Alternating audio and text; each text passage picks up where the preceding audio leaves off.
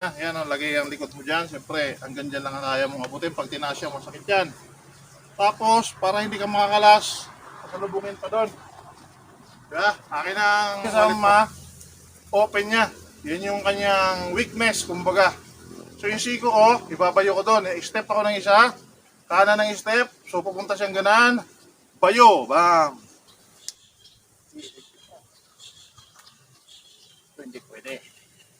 Para makita nila.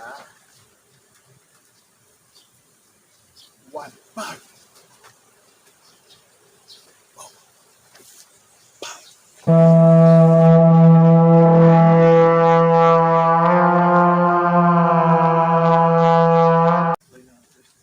Okay guys, yung nakita nyo ay sa matitinding technique ng pagkakalak.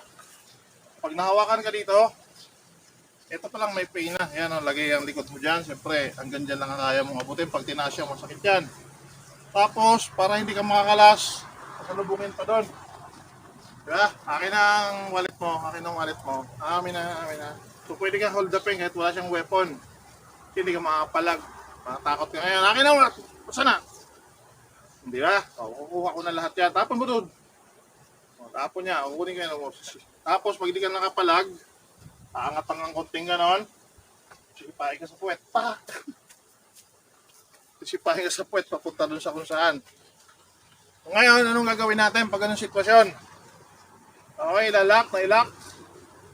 Okay, hindi ka marunong kasi, kaya ka nailak. So ito, huwag ka magpo-focus dito. Kasi wala kang mangyayari. Kasi yung kabila mong kamay, hawak-hawak niya. Ayun, oh, nakalak. So double lock ka. Kumbaga sa ano, kumbaga sa pintuan, naka-double lock.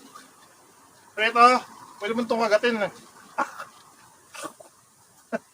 Pagkagat mo yan, sikuhin mo to. So yan yung isa sa open niya. Yan yung kanyang weakness, kumbaga. So yung siko ko, ibabayo ko doon. Step ako ng isa, kanan ng step, so pupunta siyang ganan. Bayo, bam! Pag nabayo mong ganon, itong kamay na to, kasi hindi mo pa makuha yung kabilang kamay mo, pwede ka din naman umi-step dito, kaliwa. Kaya lang problema mo pa rin itong kamay na to. Kasi pag gumanong ka, hindi pwede. So dito ka. Papasok mo to, nabayo mo na yun, assuming. Papasok mo to, then sa kabila, doon na siya pumisto sa kabila. Siyempre no choice siya kasi masakit na rin yun.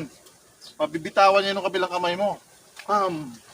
Tapos ito, hawakan mo sariling kamay mo para wag niya magamit yung isang kamay niya. I-step mo to, para pag susuntok siya, suntok. Hindi mo guubot. Di ba? So dito lang kasunod.